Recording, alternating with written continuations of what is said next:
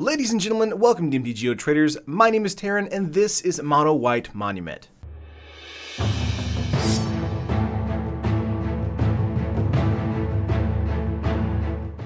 As most of you guys know, this is the last week I'll be doing post-rotation decks. Next week I'll be doing Ixalan deck techs along with drafting for the live streams. But I did want to go over just a couple more decks that were like in-between decks that I had created. If you guys saw a couple weeks ago, I did, I think, Mono White Blink, which is a similar deck build to this, but this is slightly different in that it's wanting to focus more on going wide with tokens and kind of getting in with that. So let's just go over the deck real quick. Moving at the 1-drop slot, we've got Toolcraft Exemplar, a 4-of. Toolcraft Exemplar with Monument as well as some other artifacts in the deck becomes a 3/2, obviously attacking it, and it can have first strike as well, so that is an amazing ability just for a 1-drop.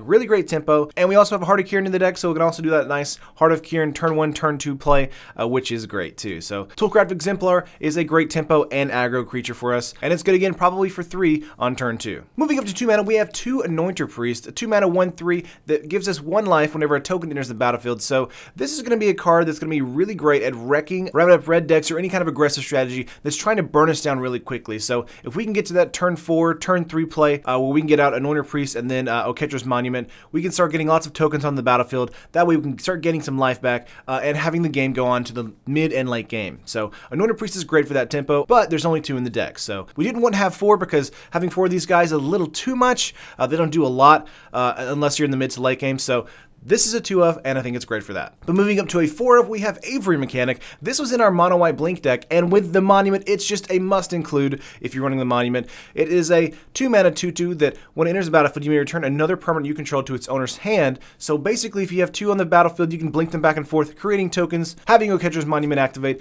And one of the situations I was in playtesting was, say a Rabbit Up Red opponent is playing out a Hazoret, I cast out the Hazoret, and then the next turn they play out a Hazoret again. Well, I'm going to play Avery Mechanic, bounce my cast out. They have to sack a legendary creature, which is a Hazoret, and then I cast out again onto the new Hazoret. So that's a really good interaction thanks to Avery Mechanic there, so that's awesome. But moving on to another card, we've got 9th Bridge Patrol, another card that was in the Mono White Blink deck. However, this card here is a bit more aggressive and a bit more tempo-based, as Avery Mechanic is bouncing things back and forth, so there is the potential to get +1/+1 counters there, but if you're attacking it with a bunch of 1/1 Vigilance creatures, 9th Bridge Patrol is going to get larger as well with that. So a 1/1 that grows into a 2/2, 3/3, 4/4, and so on is a great 1-drop if you have the Monument out. So very aggressive, and it's great in the mid to late game. But getting up to the top of our curve, we have 2 Angel of Invention. This girl is amazing. A 5-mana 2/1 Flying Vigilance Lifelink that can fabricate 2, so you can actually make this guy a 4/3 if you want to, or a 2/1 that actually pumps 2 1/1s. Again, it gives our entire board a +1/+1 buff,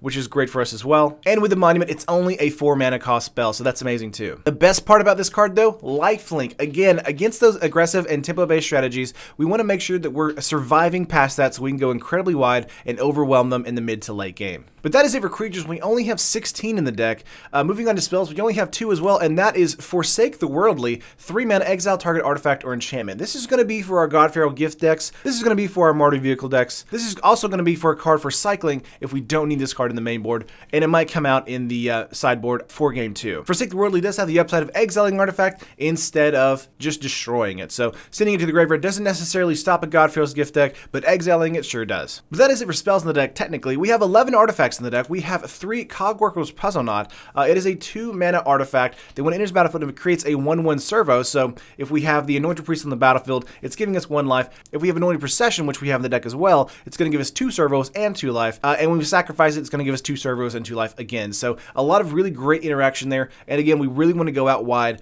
with our strategy. And Cogworker's Puzzle Knot helps us do that. But moving on from that, we have 2 Heart of Kieran. Again, since we have Toolcraft Exemplar on the deck, crewing a Heart of Kieran early on turn 2 or 3 is very doable and something you'll probably be doing quite often. So keep that in mind. Also, what I like to do is I like to play Heart of Kieran out first if I know I'm up against a deck that has a lot of removal for artifacts, because I don't want my Oketra's Monument to die. I do want them to target the Heart of Kieran so they can get rid of that first. So this can be a great removal magnet for you guys, so just kind of pay attention to that throughout the match of game 1 or 2. Moving on to another artifact, we have 2 Key to the City. This card is amazing for a 2-mana drop. Again, you discard a card and you can draw a card later in the match, but it also makes it so if you're up against a wide board state and you're just kind of like building out, you can get in for 3 or 4 or 1 creature worth of damage with Key to the City, as it makes that creature unblockable. So that is very important against those kind of War of Attrition matches where you're basically just building up board states against one another, waiting for one person to make a mistake. So Key to the City is great for that, and I highly recommend it. And lastly, the last 4 artifacts in the deck, Catcher's Monument, a awesome card, a great staple for this deck, and why it's called Mono White Monument. It makes all of our white spells cost 1 less, and whenever we cast a creature spell, it gives us a 1/1 warrior with vigilance, so that is amazing. However, we only have 16 creatures in the deck, so we do want to be aware of that, but because of the way our deck is kind of built out, it's going to be fine, and our strategy should go off without a hitch. So going in the mid to late game, this is going to be our early 3-drop that's going to basically overwhelm our opponent and win the match. But moving on to enchantments, we have 2 Trial of Solidarity. This was a card I kept taking out and putting in, taking out and putting in, and this is a card basically for the War of Attrition matches that you're going to be running into. So once you have all of your 1/1s with vigilance, you need to pump those guys up so you can kind of get in for some more damage. But there are also creatures in the deck that don't have vigilance, and we want to give them vigilance as well, so we have an upper hand advantage whenever we swing in. So Trial of Solidarity helps us do that. It gives everybody +2/+1 and gain vigilance until end of turn. And of course, we had a cartouche, you would return that cartouche, but we don't have that, which is fine because Trial of Solidarity just by itself is great. Again, this is a card that was bouncing in and out of my deck with playtesting, so this may be a card that you may want to put in the deck or kind of want to put in the sideboard depending on the matchup. And then moving on to another enchantment, we have 3 Anointed Procession. This card is amazing mixed with Catcher's Monument. It's going to be making a lot more 1/1 tokens for us. It's going to be making our board state so much wider and making those 1 mana cost creature casts create 3 creatures for us, which is very good. You definitely don't want to draw into too many of these guys, but if you're in a matchup where you have the ability to cast 2 of these and feel safe doing so, making 3 or 4 or 5 tokens at a time is ridiculous. And lastly, the last enchantments in the deck before land, we have 2 Cast Out. We definitely need removal in the main board here, and Cast Out helps us do that, and if we don't need it, we can just cycle it away in the early to mid game. So this is a card that's definitely going to get rid of a god, get rid of a planeswalker, things like that, things that are troublesome and hard to deal with, especially in the early game. So look forward to that. Don't be too impatient whenever you have these, so don't cycle them too soon, because more than likely, once they hit 4 or 5 mana, they're going to want to drop their bomb, and this card is definitely going to grab that. So, but moving on to lands, we have 3 Desert of the Truth. Again, this guy comes in tapped and taps for white mana. The best thing about this card is because we're in mono white, it has cycling for 2, so it can help us kind of draw into the cards we need into the mid to the late game. So when we get this card when we have 5 or 6 mana, we don't necessarily want to play it. We might want to pitch it to Key to the City, or we want to cycle it to draw another card. So Desert of the True is great for that, but not necessarily a great card you want to draw into the early to mid game there. So just keep that in mind in case this ends up in your opening hand. Moving on to another card, we have Chef at Dooms. This card is also great in that it gives all of our creatures +1/+1 until end of turn. So because we're going super wide, giving our entire board +1/+1 until end of turn is amazing. So this can be a game ender for us. This can help us introduce a situation where our opponent wants to be trading with whatever's on the board. So you want to be very careful with the Chef at Dunes. Basically hold this until turn 5 or 6, play it out, then cast it, and then just swing out for the win. That's what you want to do. Next up, we have 1 Scavenger Grounds. Again, Godfrey's Gift deck, Embalm, and Eternalized. Those are in the format. We definitely want to be taking care of those as soon as we can, and Scavenger Grounds helps us do that. We also have 7 other deserts in the deck that we can sack to Scavenger Grounds or Chef at Dunes. So having lots of deserts in the deck is great for us as far as moving forward and pressing our advantage. So Scavenger Grounds is great at dealing with graveyard hate, and it's always going to be in my decks forever and ever. And the last 16 cards in the deck, we have Plains, just white mana, because it's a mono white deck, you know. But that's it. That is the full 60. But let's say we're up against a more aggressive strategy, or let's say we're up against a more control-heavy strategy. What can we do in game 2? So let's move on to the sideboard. In the sideboard, we have 2 Authority of the Consuls. This is almost a card that I mainboarded, thanks to the aggressive strategy of a lot of the decks in Standard right now. Trial of Solidarity and Authority of the Consuls kept flip-flopping whenever I was building this deck, but I think Authority of the Consuls is just bad enough to be in sideboard on game 1. Now, game 2, it's probably going to come in, though.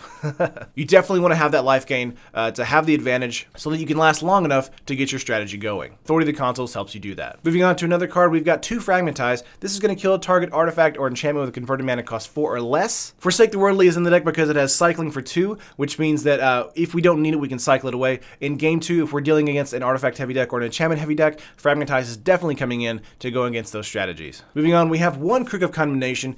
Scavenger Grounds is great, but Crook of Condemnation helps shut down a Godfrey's Gift deck before it even goes off. off. So Crook of Condemnation is great if we're up against a very aggressive Godfrey's Gift deck or an Embalm or Eternalize deck. So make sure to keep this in mind whenever you're going up against those kind of decks. Next up, we have Aether's for Harvester, a 3-mana 3/5 flyer that gives us lifelink. Again, the lifelink is very important because we want to get our game plan going off. It's also an artifact, so it gets the Toolcraft Exemplar buff as well. So this might be replacing a Heart of Kiran if we need life gain in the main board. So keep this in mind. And of course, it's a flyer, so it's a 3/5 flyer getting in for 3, meaning that if you're up against a strategy that's going wide as well, then this card is going to help get over them. Next up, we have Oketra's Last Mercy. This is an interesting one-of for me. I don't really like this card in that it kind of does nothing, but against Ramen-Up Red, it's so much better than you realize. By turn 5 or 6, Ramen-Up Red might have you down to like 5 or 6 life. Then they're going to be wanting to burn their Ramen-Up Ruins, their Incendiary Flows, their Shocks, things like that. What Oketra's Last Mercy does is it gives you basically an entire reset on the match, but you're at turn 4 or 5 with an Oketra's Monument out, with some creatures out on the board, with a Anointed Procession, that kind of stuff. While this may not automatically turn the tempo in your direction, it definitely gives you a few extra turns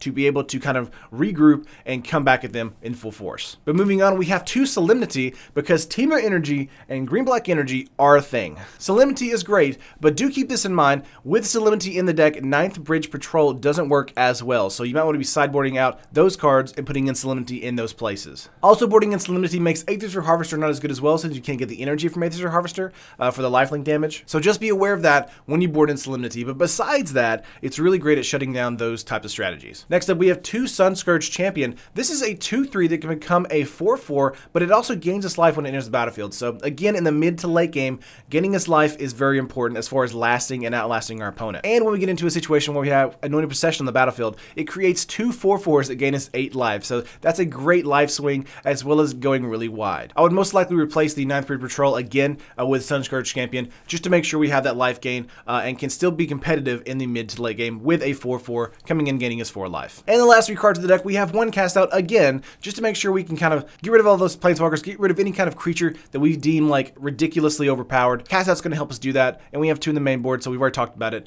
The last 2 cards in the deck are Fumigate. Now, Fumigate hurts our strategy quite a bit.